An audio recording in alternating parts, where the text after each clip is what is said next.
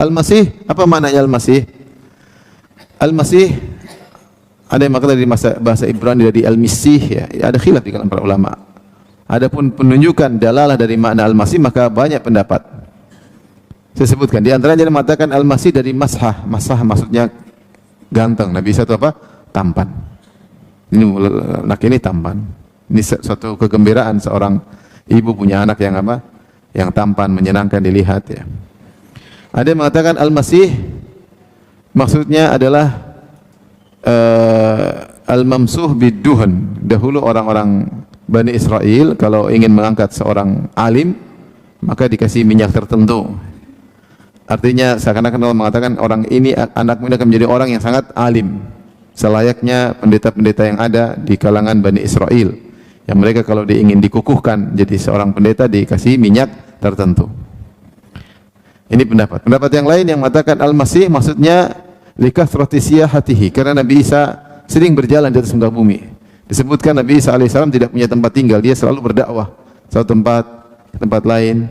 Nabi Isa miskin alaihissalam, pergi ke tempat lain. Makanya dikatakan Nabi Isa berkata, wa ja'alani mubarakan aina ma kuntu. Allah menjadikan aku berkah dimanapun aku berada. Ditafsir oleh para ulama dengan dua tafsiran, yaitu qadha'an li hawaijin nas wa mu'alliman lil khair, yaitu dia selalu mengajarkan kepada kebaikan dan selalu memenuhi kebutuhan orang. Jadi dia jalan kemana ketemu orang miskin dia bantu, ketemu orang ini dia bantu. Jadi dia tidak menetap berpindah-pindah terus, dia sering berjalan berdakwah dan membantu banyak orang. Itu Nabi Isa, makanya disebut Al-Masih, yaitu yang sering berjalan ke sana kemari, tidak menetap pada satu tempat.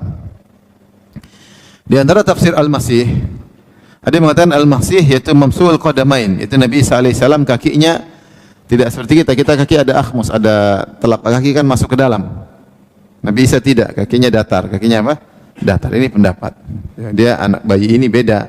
Kakinya tidak ada cekungannya di telapak kaki, tapi dia datar. Ada yang mengatakan bahwasanya Al-Masih, ini mungkin pendapat yang paling kuat, Al-Masih kada yamsah. Al-Masih, ya, kalau Masih fa'il bisa maknanya maf'ul, bisa maknanya fa'il ya.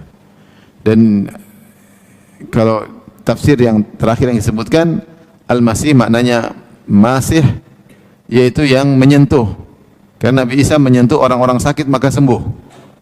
Dia menyentuh orang sakit maka orang itu tersebut sembuh. Akan kita sebutkan dalam ayat, dia sentuh orang buta sembuh, orang kena penyakit baros sembuh ya. Bahkan orang yang mati disentuh bisa hidup kembali. Maka disebut dengan Al-Masih. Dan kita tahu bahwasanya yang digelar dengan Al-Masih ada dua, Al-Masih Isa dan Al-Masih Dajjal. Al-Masih Dajjal. Adapun kalau Al-Masih Dajjal, pendapat yang lebih kuat disebut Al-Masih karena dia mamsuh, yaitu fa'il maknanya maf'ul, yaitu al-mamsuh, yaitu mamsuhu al-ain, al-yumna, mata kanannya tidak ada. Jadi Dajjal itu mati cuma satu sebelah kiri, bukan tengah gini ya. Seperti orang gambar, enggak. Matanya sebelah kiri. Sebelah kanan ini tertutup kayak kulit, tidak ada matanya. Yang sebelah kiri pun mata cuma satu, itu pun tidak normal. Maka disebut al-mamsuh, yaitu seakan-akan matanya tertutup. Ya. Tertutup seakan-akan ada kulit di sini, tidak ada lubang matanya, tertutup. Itulah Dajjal. Ya. Sehingga digelar dengan Al-Masih, dan insya Allah di akhir zaman akan terjadi pertarungan antara Al-Masih, kedua Al-Masih tersebut. Nabi Isa Masihul Huda dan Dajjal Masihul Ad-Dhalalah.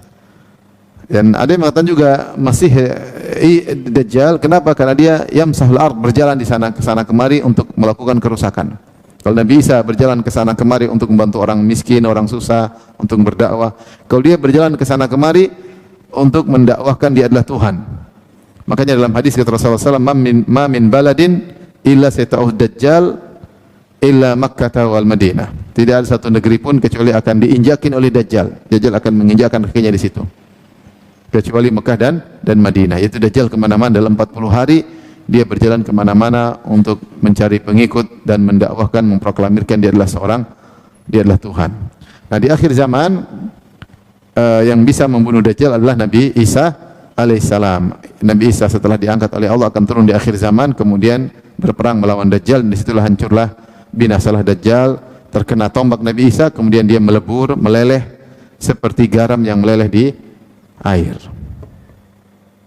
Dua-duanya disebut dengan Al-Masih, namun satunya Masihul Huda, Al-Masih yang membawa petunjuk, satunya Masihud Dalalah yang membawa kesesatan. Bagaimana supaya kita terhindar dari suudzon? Kalau suudzon kepada Allah, kita tahu Allah Arhamur Rahimin. Ya Allah, memang saya ada maksiat, tapi Engkau Maha Pengampun. Saya istighfar sekarang. Kapan kita bisa husnudzon kepada Allah? Kalau kita tahu kita dekat dengan Allah. Orang susah husnudzon ketika dia melakukan maksiat banyak. Makanya ketika kita susah untuk husnudzon, istighfar, astagfirullah, astagfirullah, astagfirullah, astagfirullah. Dekat dengan Allah, baca Quran. Ya Allah, saya sedang cari muka sama Engkau ya Allah, baca Quran, salat malam. Sehingga ketika kita merasa dekat, mudah untuk husnudzon. Kenapa susah untuk husnudzon? Kalau kita jauh dari Allah Subhanahu wa taala.